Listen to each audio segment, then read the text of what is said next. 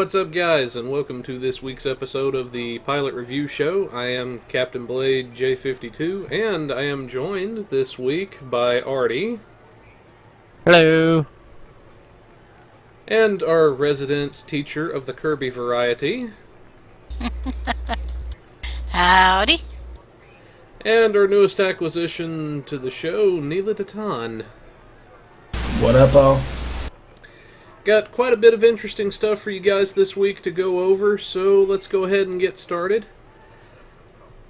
And we have some of our patch notes for the December the 2nd. Everything for the PC. So this one was actually the follow-up to the one that brought in the event. You can see... So let me pull up the first, because it'd probably be simpler to do that. So, on the first, you can kind of see what we got there. We've got the winter event that came in, as well as the new T6 shell bulg that we can finally take a stab at picking up. You can see there's quite a bit of notes here for the first. Some different projects got removed, some different stuff got moved around. While I'm trying to find something interesting out of this... well, trying to find it again, because, well, I forgot what it was, or where it was. But, do you guys have anything out of the notes for the first that particularly stands out to you guys? Oh, I'm looking over it again. I know there was something I saw. What I noticed was the Phoenix pack mistakenly lists the Artie kit module Subspace Rift as an item to obtain in the known issues. I noticed that, I was like, oh, so I'm going to be able to get more. Yay! But, alas. Interesting. Thing I noticed was resolved issue that caused extra sun to appear outside of BSD. Yes, I noticed that as well. So yeah, some... Oh, go ahead. They recategorized some of the accolades. So for you accolade hunters out there. So they have damage accolades have been broken out into subcategories by damage type. Recategorized commendation category accolades, so they are each in a separate category. And this is to make them easier to find, and also updated text and icons on these accolades. So that's nice for those accolade hunters. And there it is. On the cure found, they added a UI element of a bar that shows the current health value of the IKS Kang during the queue. So for those of you that, yeah, that's an awesome quality of life, let me tell you. Oh, yes. So for those of you not familiar with it, you have to keep the IKS Kang above a certain health during the mission the cure found. And previously there was no way other than going back and checking on it every once in a while, or having somebody babysit it for telling what the health was of the king. So this is definitely a nice little quality of life. I see, as far as some of the ones that I saw goes, resolved an issue where occasionally injuries would appear in the overflow bag. No way. Friend of mine and Fleet Mate, he had an issue with that, and that'd be good to see that that's gone finally. Let's see, Talk about carrying your injuries on your shoulders, huh? Yeah, quite literally. Let's see, where's that other one at? Actually, there it is. The Crenum Science ship no longer has Borg engine parts displayed backwards, so yeah, that's Yeah. that was Well, definitely that's a good fix. Definitely something that was a little bit on the weird side. Oh, the engines are trying to propel us backwards. Why are we going forwards? But that's a good one. Where was the other one that I seen? There was another good one out of this stuff. But as you folks can see, there's actually quite a bit of notes here, so it's taking me just a second to find it. Another thing I noticed that's actually pretty nice that they added was exchange offices. Diplomacy and marauding exchange bridge offices are now set to limit 1, meaning the player can dismiss one and then get a free replacement. From the ambassador or marauder, should the player desire a different officer. That is something good. So the translation of that, for those of you that got caught up in all the gobbledygook, this means if you don't like the officer you claimed when you got to Tier 4 Diplomacy or Tier 4 Marauding, you don't like the officer you claimed from the opposite faction, you can dismiss it and go back and claim a different one. I don't know who won it, not like a Orion officer on a Fed, but... Well, I mean, there are some, if you're, for example, trying to eke every last bit of DPS out of your ship, maybe you got an Orion before you knew better, and now you want to go back and get a Nausicaan for the pirate trait. Now you can do that. It's possible. And I finally found the one I was after. And this is one I know some people are probably going to be glad. The Klingon Najzov research vessel and its fleet variant now correctly have the ability to cloak. So, if you were a KDF toon and you were missing your ability to cloak, you should have that now. Hopefully, thankfully, maybe. But yeah. Anyway, there's quite a bit of notes this week for the first that they put out there. A pretty good sized patch on the first. So we'll have that in the description for you guys to check that out. Then we also have the notes for the 6th, or not the 6th, I'm getting my dates confused as usual. Pack lid. Yeah, pretty much. So there's my pack lid moment for the show. Probably a few more to follow. Let's count all of Chris's pack lid moments. Again, this is what I put up with, people. Pack lid. But, every time he's a pack lid, everyone takes a shot. And we would never wake up. I'm pretty sure some people would be dead by the end of the show, so let's not do that. Oh, come on. What's the worst that could happen? Alcohol poisoning. Eh. There's another note that caught my attention. Okay. Anti-time entanglement singularity now properly benefits from exotic damage bonuses. So yeah, that's I believe the third time that's been in the notes now. Yeah. So if it's been in there, I'm wondering what in the world's going on. I don't know if that's just a typo that it's in there again, or if they had to adjust it twice. But we'll see, I guess. But moving along to the notes from the 2nd, this is the follow-up to the set of notes we showed just a second ago. And not a lot to this one, but involves some stuff to do with the winter event. Resolved an issue which was occasionally causing maps to crash, and they removed the broadcast message on getting an ultra-rare prize token from the Phoenix prize pack. Aside from that, just general fixes I'm seeing, as well as trying to fix the issue with the exchange vouchers. So, not a lot to that one, really. But, I suppose moving on to the console notes from November the 29th. Again, not really too much here. Just 3 basic notes. Resolved an issue where the episode Mindscape could not be completed. Resolved issue where the duty officer slotted an active roster could not be removed. And resolved an issue where the achievement trophy specialist could not be completed. So that's some interesting stuff there. But, anyways, we'll have everything for these notes for you guys in the description once we get everything uploaded. But moving right along, we actually have for the consoles the Breen Rezreth Cruiser this year. This is the Tier 6 crab ship that everybody called it last year on the PC. Actually, I believe it was Lobster. Oh, the Lobster, yes, my bad. Yeah, the Battle Lobster. Yeah, you can see some of the stuff that it's describing, how the console works, everything like that. Did we have... They never did put up a blog with the stats for this for the console, did they? No, they didn't. No. Okay. Just But the items if and abilities. it's, Oh, go ahead. I'm going to assume that it would be the same stats as what was on PC, because that would make sense to me. Why rework everything Yeah. to port it over to console? It is. Yeah. So, that being said, the Rezreth was actually quite a good ship for tanking. Absolutely. Yeah. A So if you're... Go ahead.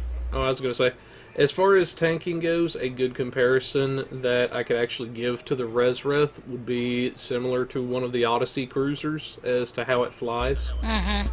So, kind of similar to that.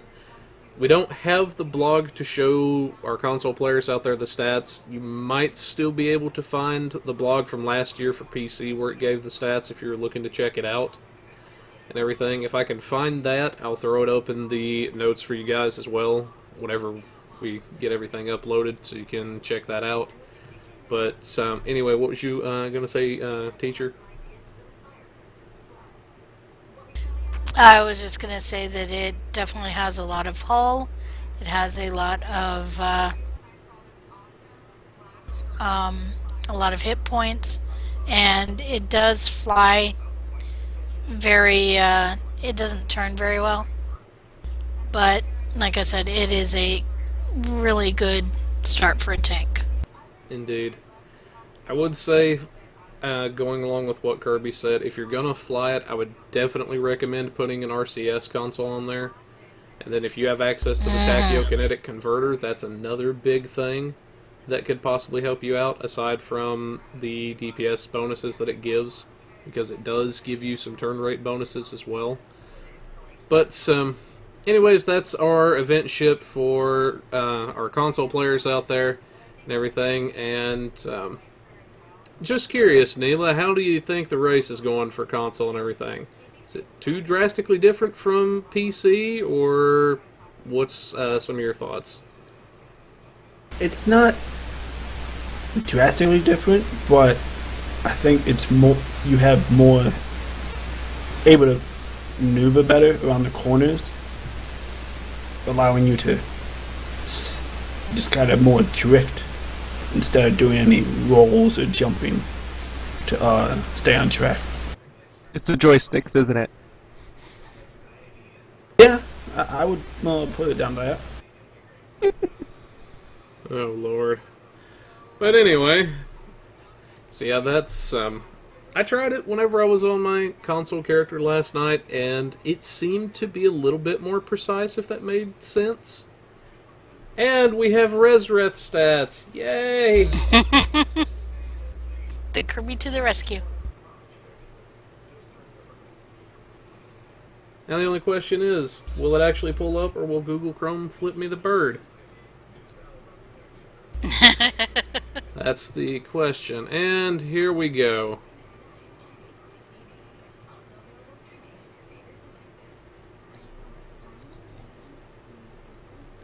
Alright, here are the stats for you guys for the console. Everything will be the same for you guys for what you're seeing here. This is actually the old PC blog that Kirby was able to find. God only knows how she does half that stuff. But, anyway. For you guys out there, it starts out for a base hull at 59,000 for level 60, which is a pretty sizable hull to start out with.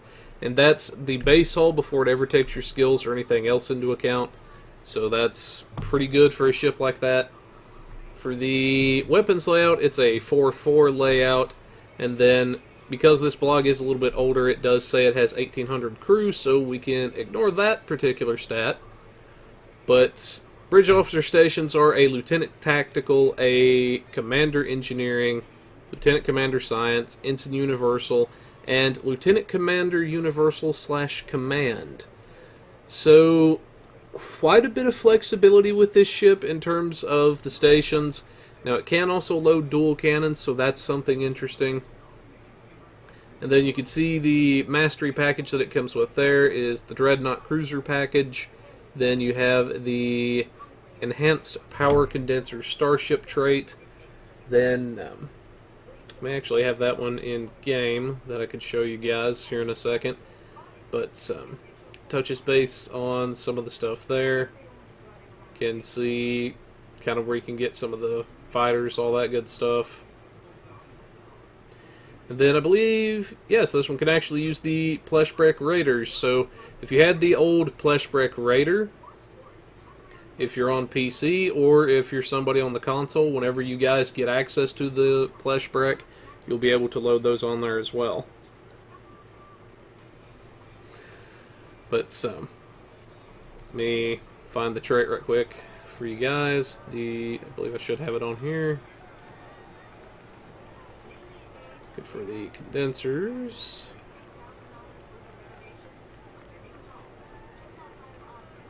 And then I may have never unlocked it on this tune because I've not messed with it much. Alright, I don't see it on this tune, but anyways, rest assured, folks, it is a fairly good trait. I would definitely advise checking it out. If you're somebody that's interested in a Drain build, it's something you might find useful. But moving right along, we have the Breen Shell Bulg for everybody. But scroll down a little bit. Everybody can hopefully see the stats here. Now, one thing I do want to point out is... Take you back for a second. Okay. Usually they have a description, there it is, in the blog. So upon reaching level 5 in the Breen Rezreth Dreadnought Cruiser Starship Master, you unlock Enhanced Power Condensers Starship trait. While this trait is slotted, using Power Siphon or a Tachyon Beam will provide you with a boost to maximum power levels and provide a boost to maximum shield hit points for a short time. So yeah, it's definitely something good to check out and everything. That's so I was hoping I could have found the actual trait itself on my character, but I didn't unlock it so you guys could see the actual percentages it gives and everything. But very nice trait, very useful, especially if you're a Drain person. You might be able to do something with it. But anyway, moving back to our Chelgret and everything, or the Chelbulg, I should say, sorry. Now, one thing I do want to point out that a lot of people have noticed is that the stats on the ship itself have actually changed from what it was originally reported to be. Originally, it was reported that the specialist seating was going to be a temp ops seat. It appears that has now changed to Intel. And the Lieutenant Commander Universal, some people are reporting, has actually come up as a tactical seat for those people that have already acquired the ship.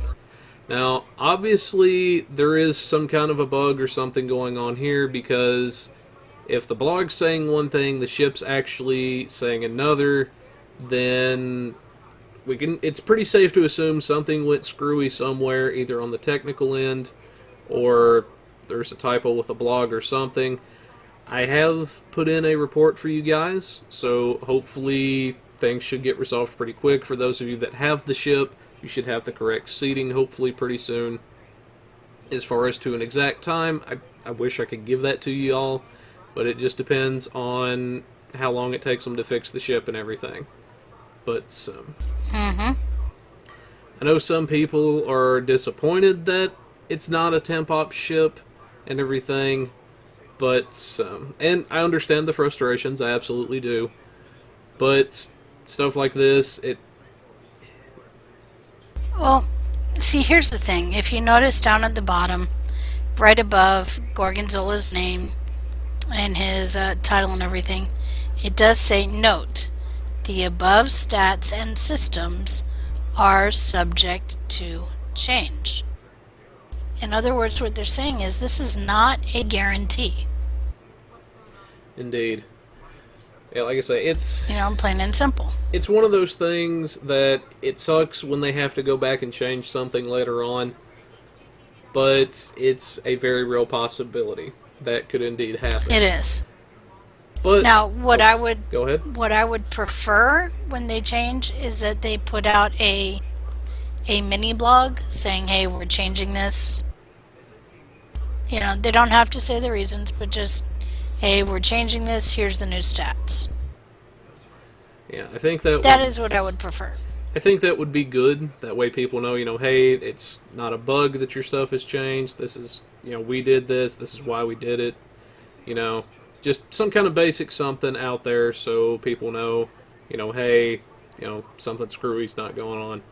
But as far as the ship itself goes, it seems like a pretty decent setup. It's got a 4-4 layout, a Commander Tactical, Lieutenant Engineering, Lieutenant Commander Science / Intel, an Ensign Universal, and the Lieutenant Commander Universal. But, like I say, that's a decent station layout. It's a 4 Tactical, 4 Engineering, 3 Science layout. So, very similar to the Tactical Odyssey in terms of the console layout that it has. Then, Mastery Package is the Destroyer package there. 13 base turn per second, 48k base hull at 60. Then this actually comes again with the enhanced Breen Energy Dissipator. So this is sort of I believe it's actually the same thing, maybe, as the Chelgret's console. I believe so. Actually, I take that back. I think it does provide a little bit of a passive boost that I don't believe the original Chelgret console had. The Drain Mastery skill and the critical hit chance. Correct me if I'm wrong, people. Yes, you're right. But, anyway, it seems like a pretty decent little console and everything. I personally don't have the ship yet, so I can't really show you guys the console itself, but it seems like it'll be a pretty good something to have. Any thoughts, anybody, on this particular ship? It's green. It definitely. I can't wait for the 2-piece. For the drain expertise and the control expertise. Mm-hmm. It definitely looks interesting. I do like the bridge officer layout that's listed here. Even if they do change the universal, the lieutenant commander, to a lieutenant commander tac, I can still see ways to use that. So I wouldn't have a problem with that. I actually like the change to Intel because it means we can slot override subsystem safeties 3 and still have your 2 science that you would normally use for healing. Absolutely. So, So definitely some good stuff all around. We'll try to keep you guys up to date if there's any further changes to the ship and everything. We'll try to link that into the notes and everything for you guys. But anyway, I hope everybody enjoys the ship that's able to get it and everything, and hopefully everybody is able to get their races done and everything. But moving on to one of our bigger developments that we've seen in the game in a while is actually the Phoenix Prize Pack. This came out just the other day with the winter event, and there was actually some people hinting at what may be in it, theorizing, well, how many of these old event ships is it going to be? Is it going to be all of them? Everything. There were some rumors of people talking about it for a while, but nobody really knew anything. Well, here it is, folks. For the price of $4,500 refined dilithium for a single box, or $40,000 for a 10-pack, you have a chance at the new Phoenix Prize Box. Now, this is for the PC players at the moment. They may have something like this for the console in the future. I don't want to say for sure one way or another because I'm not sure how they're going to get the event ships out to you guys on console. But for us PC players, we have access to pretty much all of the old event ships and some of the promotionals that we've not seen in quite a few years. Such as the old T5 Jem'Hadar attack ship, the Voth Bulwark, and even the old Rycian cruisers. So you can kind of see the loot table here. We've got the Sartheln that a lot of people wanted last year, or not last year, but the year before that they didn't have a chance at, or they missed. Then we have the Kabali Samsar cruiser, the Credible Science vessel, the Nandi. Pretty good stuff on epic quality. Then we have the ultra rare for the Bulwark, the attack ship, and a very big thing on very rare that a lot of people were after is the red matter capacitor. A lot of people have been after that for sure. But I know I've opened quite a few boxes, a little over 1,600 at this point, and everything, and Yes, Wow. I admit I have no life. I will freely admit that. I'm in the same boat, so Yeah. Now, see, I'm on the other side because I cannot afford to put money in to get the dilithium. So, yeah, so I haven't opened any boxes other than the free one that I get every day. But So I'm the other side of that spectrum. so Or be like me and have like a million deal on 2 characters just from all the events. Just from all the events that they have go on. gotta Well, keep a the other stockpile. side of that, Yep. yeah, the other side of that is I am a fleet leader, so that deal is already earmarked to help my fleet move forward in the projects when they get, when it gets dumped. So, that's understandable. But yeah. I guess for everybody, has anybody got anything good from the boxes they've opened? Any ship tokens, red matter, anything? Well, here's my thing. I've gone through at least 1,200 boxes at least by now. I've only gotten 1 epic and 1 ultra rare, so the drop rate for these things is insane. Mm-hmm. But out of all that, I got 2 of the green ships. I'm happy for it, so I'm not opening the boxes just yet. I'm just waiting to see how this flows over, because, that EC market over there looks kind of ripe for the plunder, Makes sense.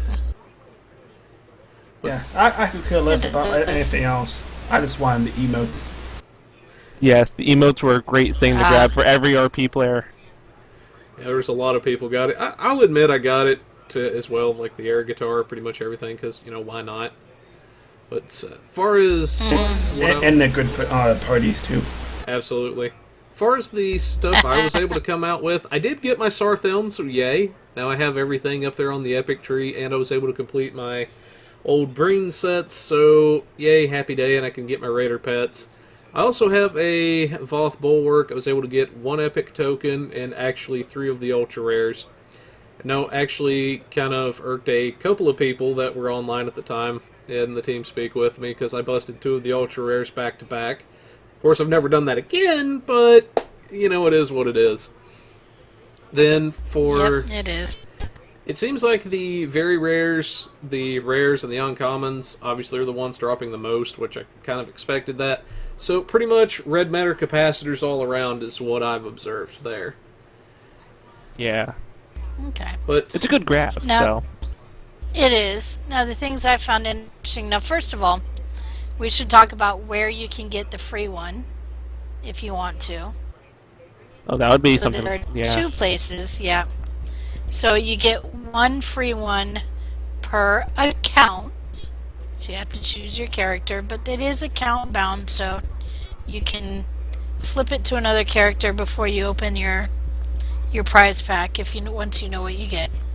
So you can either talk to Grim, Grym on Drozana, and he's near the Dabo table. Or you can talk to Ona, Onna, on Deep Space Nine, and she is outside of the shipyard on DS9. And it's very easy to claim, and all you gotta do is talk to them, accept the mission to claim a free box, close out that dialogue, open it right back up again, talk to them, and then you'll be able to claim your box. That simple. So you don't have to go anywhere else once you're there. You don't have to go to the other one. Okay, none of that. As far as what I've gotten 1 rare, 1 very rare, and 1 uncommon. Since there wasn't anything that I wanted at that levels, I find it interesting we can grind down. So if you get a very rare, you can change it for 2 rares. If you get a rare, you can change it for 2 uncommons. So I just traded them down till I got to uncommon, and then I got the Phoenix Tech upgrades. indeed. So Yeah. Which were very, very useful Which stuff, are I would interesting. say. You can, as teacher was saying, if you've got something, say you get an epic token, and you've got everything there on the epic level, but you really want to get a couple of bulwarks. Well, you can trade down, you can get your bulwarks, or if there's absolutely nothing at all that interests you, you can trade all the way down and maybe pick up some emotes, maybe pick up some of the tech upgrades, or whatever you're after. There's definitely... There should be something there, in my personal opinion, that pretty much everybody's gonna find that they might have of use. Yeah. Like opening up another box at the very bottom. or that, you know. You got 10, yep. Now I gotta say, Cryptic were geniuses with this. Absolutely. They did a limited time offer, something that, you know, a bunch of things that everybody's been saying they want to see back. They did make it so that the items at the ships and whatnot are not resulting in any account-wide unlocks. So you have to keep going for it if you want it on all your ships. You know, it's really incentivizing people to dip into their dilithium reserves or buy Zen and trade it for dilithium. You know, it's genius marketing event.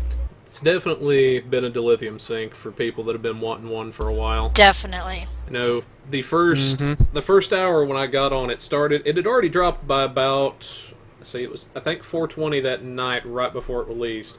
Whenever I got on, it had dropped to 360. And I watched for the next hour as it slowly crept its way down from 360 all the way down to 300, and it's down to 273. It dropped down to... It did make it down to 250. Yeah. That first night. About... Right now it's in the middle between like the 250 270s, and that's right now from what I've seen the buy Zen it's 274. So just sell Zen it's like 273. So I've not seen it this low in a long time. Yeah. So it took a dramatic dive in like 2 days. Yeah. It did. Definitely a good dill It sync. took a huge dive that first night. Now, one thing I do want to point out before we move on for everybody, I know some people have been saying, well, I don't have keys for these boxes, so I'm not really going to open them. You don't have to have a key. That's the good thing about these boxes. Yes. Is you do not have to have a lockbox key in order to open it. Pretty much all you do is you claim the box, either it's the free one or the ones you purchase through Dilithium. You crack open the box, and then you trade in the tokens for fat loot. So that's a good thing there. We'll have this. Make sure you go ahead. And make sure you trade tokens over into the account bank or mail to any character that you want it on before you turn them in. Yes, I'm glad you said that. That is one thing we should mention. The boxes themselves are bound to character. The tokens themselves are bound to account. Now, once you claim a reward, with the tech upgrades being the exception to the rule, all of the rewards are bound to character, so if you get a ship, make sure you use the token on the right tune, or it's going to bind to that one specific character, and then you're pretty much up the creek as far as being able to move it to a different tune. You'd have to acquire another token. But definitely some good stuff. We'll have this in the notes for you guys so you can check out the loot table, check out the box a little bit for yourselves. But moving right along, we have our Winter Event 2016 rewards and the classic Ugly Christmas sweaters, as well as some of the gummy swordfish that you can get a hold of, and the Klingon fishing gauntlets. So, yes. And the sweaters are not ugly. and there's our resident space Barbie, but yeah. Hush. Hush. I'll be honest. So far, my fleet has already agreed that coming near Christmas and all that, we are having an ugly sweater party. So that doesn't surprise me in the slightest at all. Yep. But in all seriousness, that is some new unlocks for everybody. If you're somebody that likes to collect a lot of appearance items and everything, hopefully you can see those there pretty good. And we've got the gummy swordfish battles, everything, which for me have been actually kind of fun. being able to fight the big gummy worm and everything. And then, especially if you get a monstrous the fish. fishing. Yeah. If you get a monstrous fish that The jumps out and fishing nearly is eats your tune, hilarious. yeah, that's funny. Or you get to beat the crap out of a big fish. That's really fun. I know. I think He's a the gummy funniest bear. part of that monstrous fish that swallows you with only your legs showing. And you're That like, little gummy- walking, it's great. That gummy Koskari has a huge knockback. So if you manage to get swallowed, and the Koskari spawns before you can get to the altar, and that thing knocks you back, you just go flying with that big monstrous fish on you. You go back to the bank, and all you see are your legs there, like flailing with that fish on you. It is You're, like, a waddling back. It's hilarious great. animation. I know, it's great. We were actually, a couple of It's us hilarious. there earlier, and we actually got punted clear off the lake.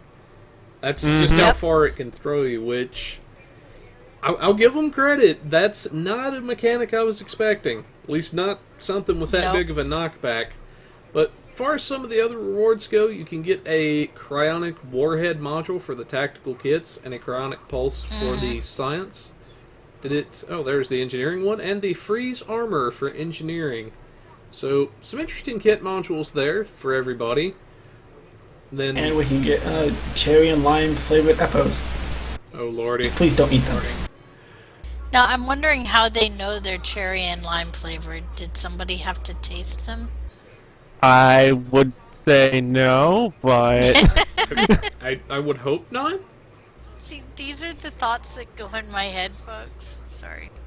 I'm sorry I should be put up Don't with you charges want of an animal apple, cruelty. friend?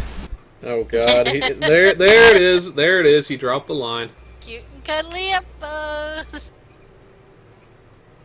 But yeah. Anyways, move right along to our next blog, and we have the winter event for the consoles. Looks like, actually this is the first ever winter event for the consoles, so that'll be pretty fun. Quite a bit of stuff for you guys, such as the nanopulse weapons, which this person right here, if y'all can see that on the stream, actually carrying one of the nanopulse lurpas, and what a lot of people refer to as the lightsaber weapons in game, because, well, they do kind of look like a lightsaber in a way. And they go vroom, vroom, vroom. You know, I never really paid attention to the sound effects on the weapons, to be honest. Yeah, definitely I know, fun right? stuff for our console players. Everything. Y'all get to experience some of the joys and some of the insanity of the Winter Wonderland that we've got to experience for a few years now on the PC Yep. version. Definitely always something to Just- do there. Yep. Just remember your normal weapons will not work in the Winter Wonderland. You will have to buy the special weapons Yes. in order to, yes. You'll need either the snowballs that you can pick up off the ground to throw at them, or you'll need to pick up some of the Winter Wonderland weapons. I personally am partial to the snowblowers. I think it seems to do the best. Then you can also pick up a snowball mortar, which is pretty good. Snowball. I turret. believe you can use that only if you're an engineer. The mortar, or which one? The turret? Mortar, turret, and the other device you can use on any character because it Oh, just that's right. That's right. That's right. Yeah, definitely. It's been a while. Definitely some fun My, stuff. my favorite thing though is the abominable snowman pet. I'm not gonna lie. Why does this not surprise me? It really doesn't. Don't forget the frigid lump of coal. I always have fun with that. It's great. But moving right along, we have our final winter blog, which is actually the original one. And you can see the big gummy worm that you end up having to fight whenever he pops out of the ice. You can see he's, compared to everything around there, just how big of a boss you're actually fighting. You can see... He's bigger. Yeah, pretty much. I believe this is actually the gummy biggest Yeah, boss he's in the game. huge. Maybe? Yes. At least as far as ground He's stuff. very similar to the Ayala worms that you fight on Nimbus, and the one in the I'll see him. Colosseum mission. I think the Very one in similar to Coliseum is those. the biggest. This is about the same size as the one on Nimbus. It's Yeah. right here. So second biggest maybe. And okay, Yes, I'll go with Islamic. that. Possibly, that's what I'm thinking. I know, right? Leave me alone. But anyway, we'll have a lot of this stuff in the notes for you guys, everything, so you can check that out. But moving right along to our budget builds, this week I threw together a Kabali Samsar for everybody. Everything I figured, since we're doing the Phoenix rocks, you know, a lot of people are going to have access to some of these new ships. So we figured, why not do a budget build on one?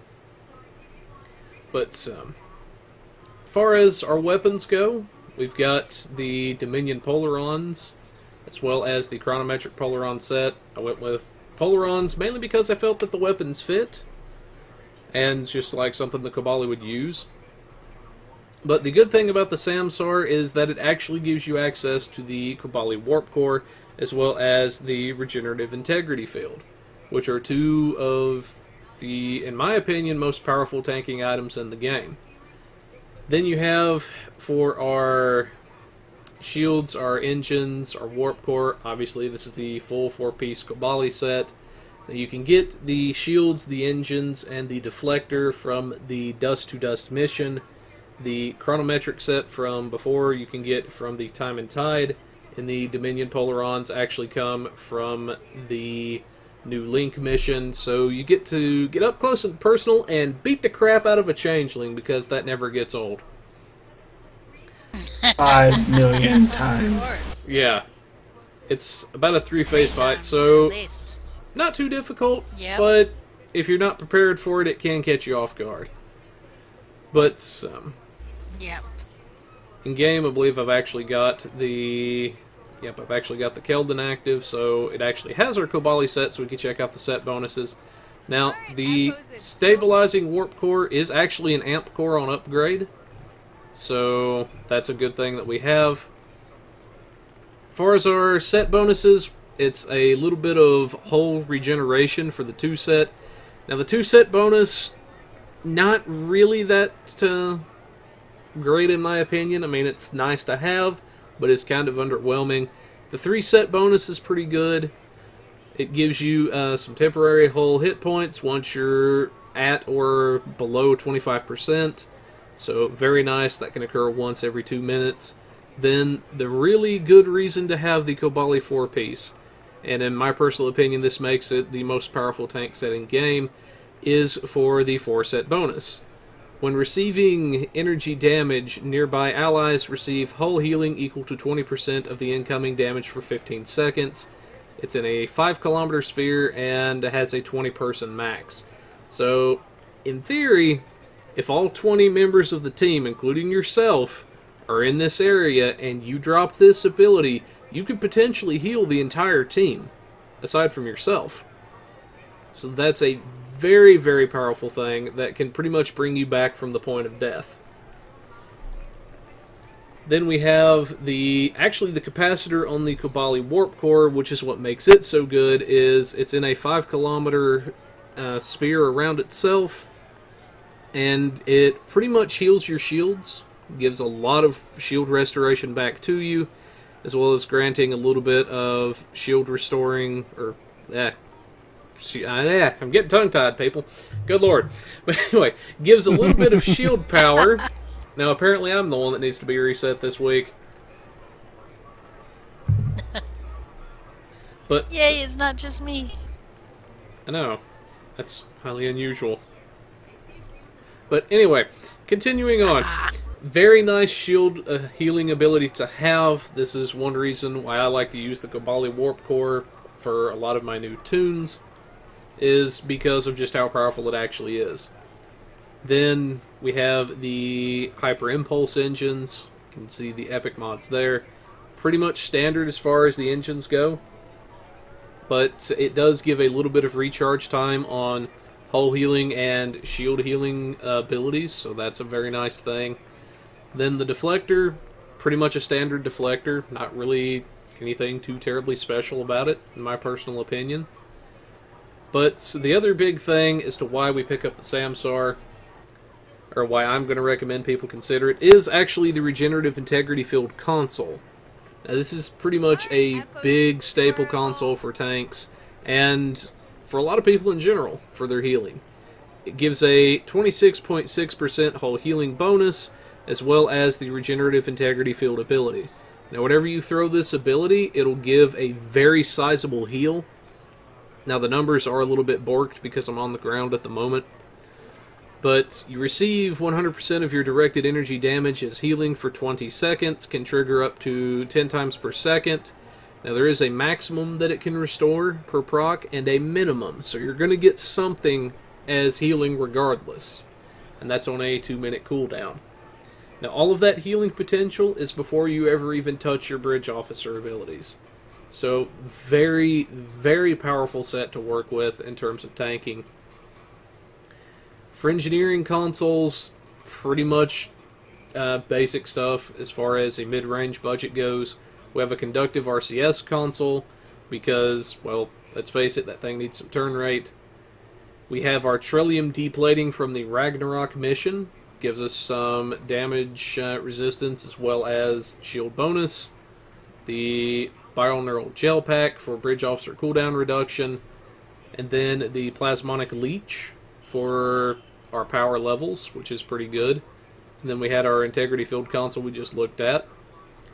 For our science consoles, I went with the Draenex ×2 consoles from the Crenum Science Lab. If you wanted to, you could swap those out for plasma exploders from the Embassy. Both, in all honesty, are great consoles to use. It just depends on which one you like and which one works for your link I've builds. got shows the plasma exploders. It does? Yes, it Same does. exploders? That's what I'm saying. But it's showing plasma exploders. Oh, wait. Sorry, they have the same icon on here. Yeah. Yeah, They've not I see updated focusers. Yeah. So, fair warning for everybody, it's not actually in the one that I put together using plasma exploders. They've just not updated the icons and everything yet. But for our tactical consoles, pretty basic. We've got 2 of the Polaron consoles that you can get either from the exchange or through crafting, or perhaps it's mission drops, just kind of depends. And then the chronometric capacitor for the Polaron set. That comes from the Time and Tide mission. So pretty basic equipment. Shouldn't take too terribly long to acquire everything. But take a quick look at our skills. Pretty much the basic build and everything that I like to use. As I like to say whenever I show the skills, I typically don't use the ultimate abilities because I figure a lot of the times they, in my personal opinion, take up too much resources and you have to give up too much to acquire them. Again, that is just my personal opinion. If you're somebody that wants to use the ultimate abilities, then by all means go for it, because they are fairly useful abilities. But that's just my personal preference. The specializations, I like to use Pilot as the primary for a lot of the immunities it gives and damage reduction, as well as the Strategist for secondary, which can give boosts if you're DPSing or if you're trying to run as a tank. It just really kind of depends. The traits, this one is where most of your money is actually going to be spent. The Ablative Shell is a good trait that I like to have for the damage reduction and the heal that it gives. Then you have Beam Barrage from the Beam R&D Crafting School, and the Give Your All from the Engineering Crafting School. Now, I assume people are going to level 1, maybe 2 of the crafting schools as they're leveling up, so that's why I include these in a lot of the budget builds that I do.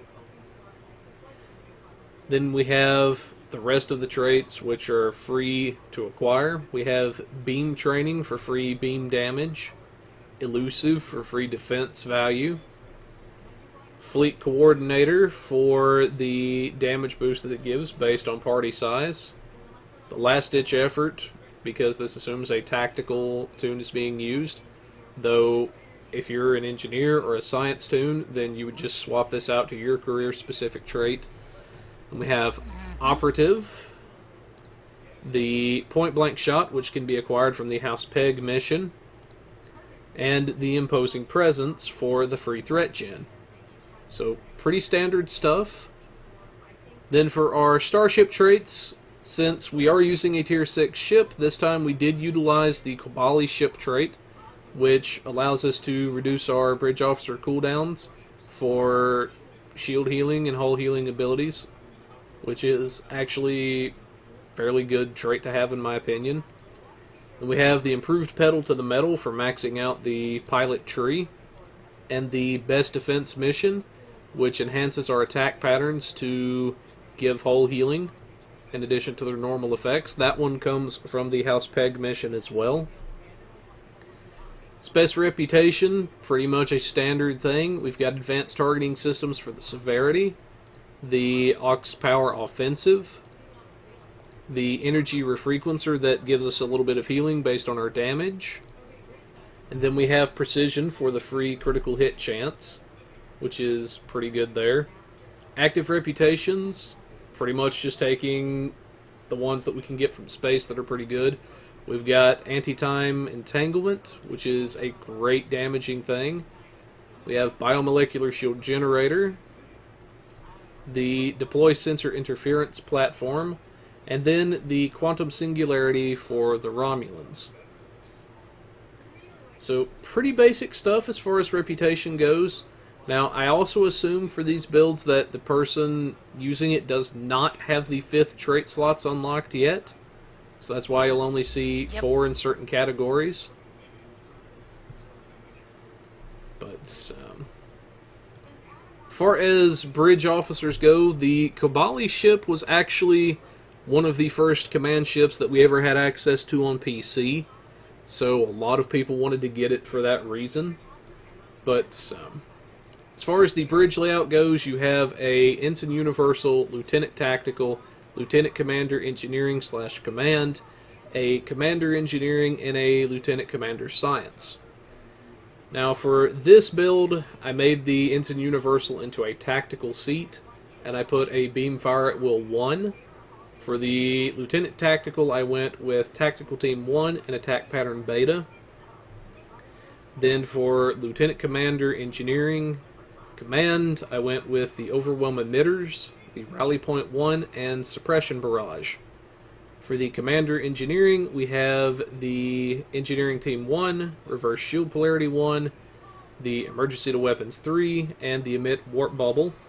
Now, the Warp Bubble comes from the Delta Flight mission, so you just have to do that, and you should be able to train it for all of your bridge officers. And for Lieutenant Commander Science, we have Science Team 1, Feedback Pulse 1, and Hazard Emitters 3. Now, if you wanted to, you could swap that out for a Gravity Well, or change that around a little bit to suit your needs.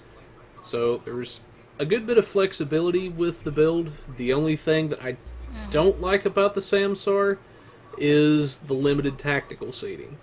So, Attack Pattern Omega is pretty much out of the question.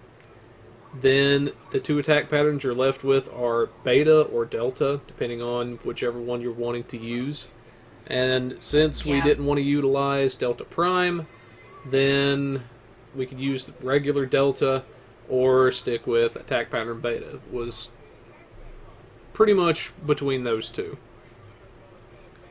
But the ship itself, it will survive rather well. You can actually combo Suppression, Barrage, and Warp Bubble together for some major damage reduction on the enemy, so that's a very good thing there. But overall, your basic build and everything. But, anybody have any thoughts on this before we move along to the next little bit? I will say, having the Kobali Warp Core and the Kobali specific console, wonderful, especially on this build, since it looks like it's going to be a tank.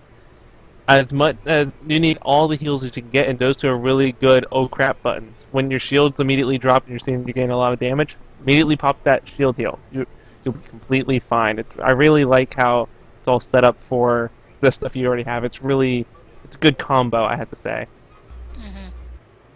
Absolutely. It is. For me, I probably would either trade out either the Emit Warp Bubble or the suppression barrage for a oxygen structural integrity field, just so you have that fast heal and damage resistance buff for yourself. But that's me. It's definitely a viable option as well. Like I say, you've got a lot of flexibility with a ship like this and everything. There is no set-in-stone best way to go about tanking. Again, I could crank out builds all day, but again, this is just my personal preference and everything. No, I'm sure you could try and do a turret build on there. You could if you wanted to. But as far as the ship goes itself, this is definitely one that I had fun getting to do. Everything, I'd recommend people considering it. Now, the one thing I will mention before we finally move on to the bugs and everything is that you can actually use the warp core and the regenerative integrity field on any other ship that you have. So as long as you have this access to the Samsar, you can get those for any other ship that you're wanting to use. But Yes. anyways, moving along to the bug corner. Everything. We have, obviously, the one with the Chelbogue that I mentioned earlier, with it not having the correct seats. I've already turned in a report on that. Hopefully the devs will let us know one way or another for sure what's the exact seating is supposed to be, and they'll get that fixed. And then a personal favorite of mine is Q is actually sitting in the floor, not actually on his seat again this year. Oh, that sounds to be like a normal holiday thing for him. Yep. It does. But Thankfully, it doesn't stop you from interacting with it. exactly. Yeah, that's a good thing. But another one that was actually passed my way is some people who are reportedly having issues with their separation pets disappearing on them as soon as they separate the ship. So if you're somebody that's using the Hestia or one of the Galaxy classes and you separate your saucer or you split the ship, then some people are reporting that the pets are just flat out disappearing as though they're warping out. So if you're seeing something like that, Wow. please let me know, because that is a huge deal, as it pretty much breaks those consoles and quite a few things like that. But that's one of the major ones that I had. Some of the other stuff are pretty basic, and not really a lot that I can go into too much detail on this week. But hopefully as more stuff gets fixed, more bugs get fixed, I'll be able to clue you guys in on some of that stuff. If you do see a bug with something, then please report it so the devs can get it fixed. You know, they don't catch everything as much as they would like to. Even, you know, we the bug hunters, they've got us to help out. We don't catch everything either. And a lot of the reports that they get, a lot of the reports that we turn in, actually come from you guys and everything. That's right. And remember, the more details you can give us, the better it's going to be Indeed. for us to figure out exactly what's going on. If you can get screenshots, if you can get video, that's even better. But again, for the console players, until they get you guys your own forum, if they get you guys your own forum and everything, just come on to the PC forum and just say what you're having for a bug. Just say PS4 and then whatever you're having, your Xbox One, and then whatever the bug is from there. But anyways, we're coming up on the Teacher's Corner. Looks like we have obtaining duty officers for fleet donations. And take it away, TeacherKirby. Yes. So last week we did the donating to fleet projects, and all received. So I did mention that one of the things that you need to donate for fleet projects is duty officers. And of course, a lot of people don't like to give them up. But rest assured, there are ways of getting duty officers, common duty officers, for free without having to pay for them, without having to really grind for them. And so this shows where you can get them. Wish to spend some of your fleet. If you have a few stocked up, have nothing to do with them, then I show you how to do that. I also show you where to go and how to get the free ones. So yeah, so good little things. I do show both Fed and KDF where to go for those, so no bias. Both factions are taken care of there. I know for my fleet, duty officers is one of the hardest things to get, even harder sometimes than Dill, surprisingly. Seems like a definitely a much needed thing there, because that is something I've heard people talk about. But we'll have the link for Teacher's video for everybody to check out. She's pretty good with explaining where everything is, how to get a hold of it.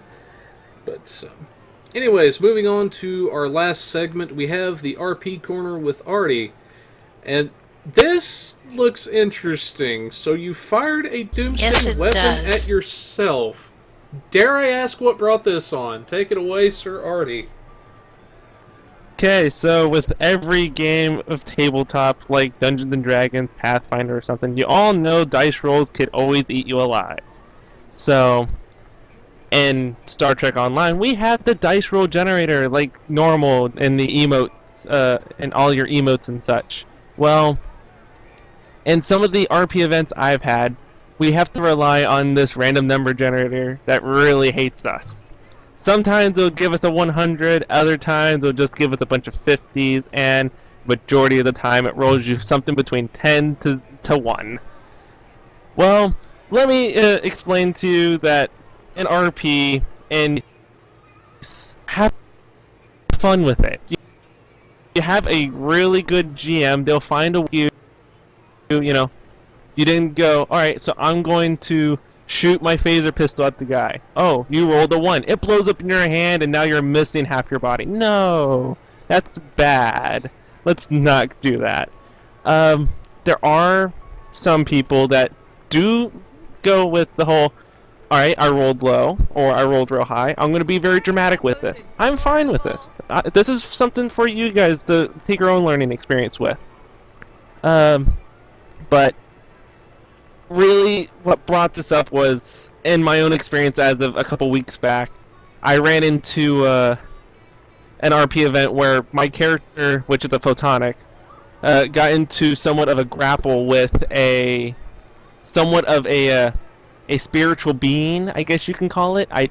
It's really hard to explain, but basically it was a latch-ditch effort. This spiritual thing was about to do some weird, like, solar blast of some sort, and Artie was just like, alright, I'm going to put my mole emitter on this thing, I'll make myself into a force field around this thing, contain it, let itself blow itself up. Yeah, we'll go with that. Well, I roll really high.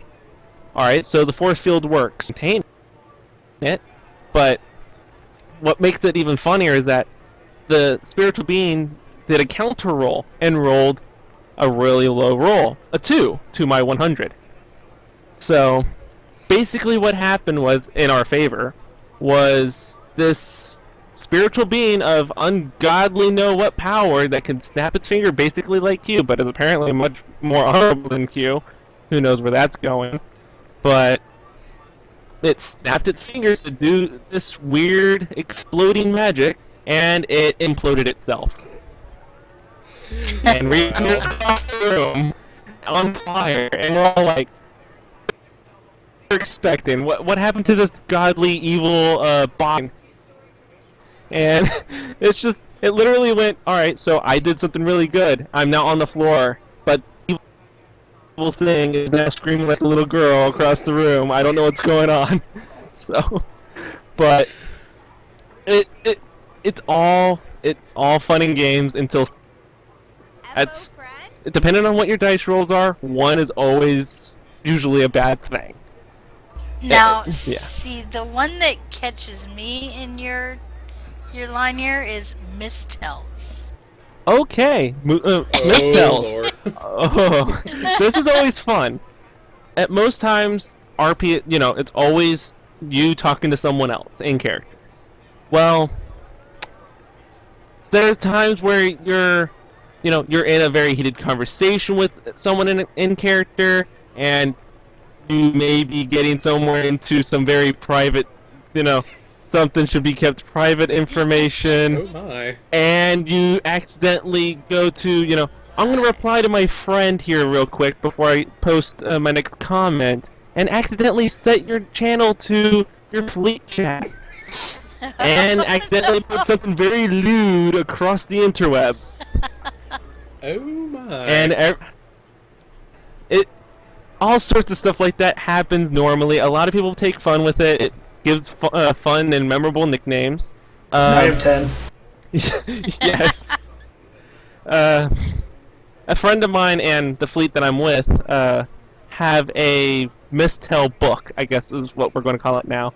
Oh, We call no. it page 6. With how many mistells we've had through our 3 years of service, basically, of staying in STO, we've got plenty of mistells, and we decided not to go to page 7, but make everything on page 6 font smaller.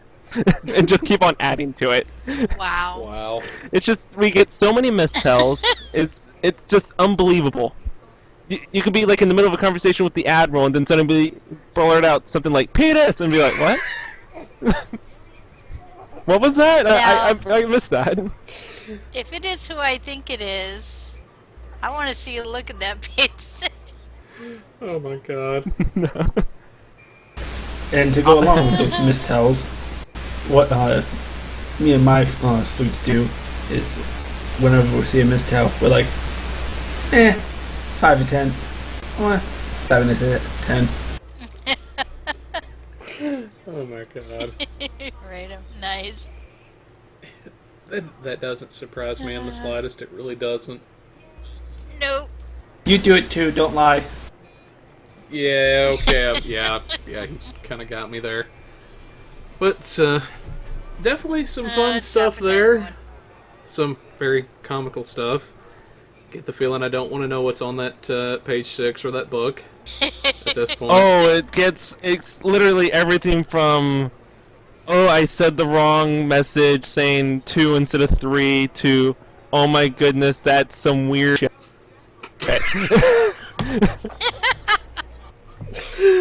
Oh god. Yeah. Oh my.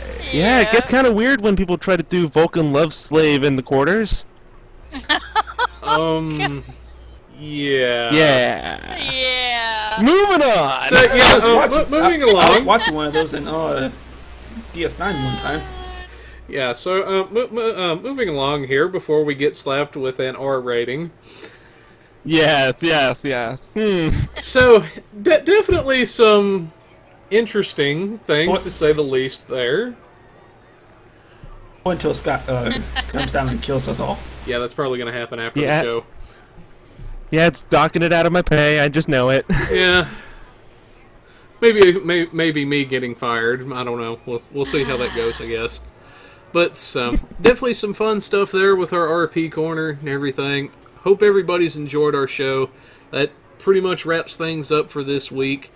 But if there's any budget builds, anything you guys are wanting to see, if there's anything in particular you'd like to have us cover on the game that's going on, maybe there's an event going on that Cryptic's talking about, you'd like more information about, feel free to let us know and everything. If you see bugs, feel free to hit one of these guys up. They'll pass it along to me and everything, and hopefully we can get some stuff fixed. But anyways, folks, that concludes our show for this Definitely. week. I hope you guys have enjoyed everything. We'll have links to everything in the notes for everybody. But for now, this is the pilot review, and we are signing off. Catch you later. Bye.